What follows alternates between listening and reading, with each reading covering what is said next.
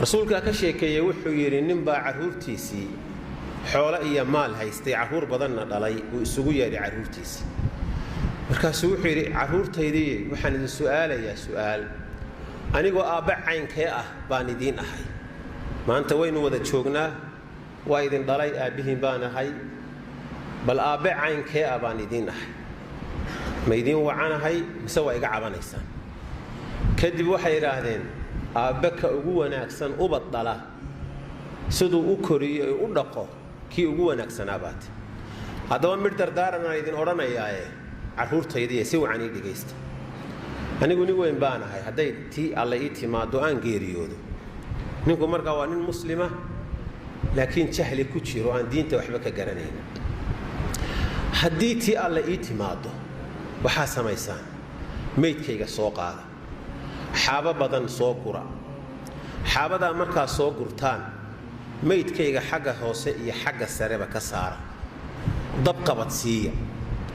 jidhkaygaasi markuu gubto oo dabkaasi u dhaadhaco lafahayga oo lafahaygu ay dambaska noqdaan ururiya raadkii dabkii jidhkaygii aad gubteen markaad ururisaan waxaad la eegataan maalin dabayshu aad ay u dhacayso la eegta kala badna intaad tagtaan sayra oo hawada iyo biyaha raaciya badka kalena bariga intaad geysaan sayra oo hawada iyo bariga raaciya caruurtii ballantii bay qaateen sidii bay yeeleen rasuulka ka sheekeynaya sallallahu alayhi wasallam wa ummadihi inaga horeeyay arintii markay sidii u dhacday ninkaasi wax khayra oo muuqdo oo badan ma sameyn jirin wax khayra ma sameyn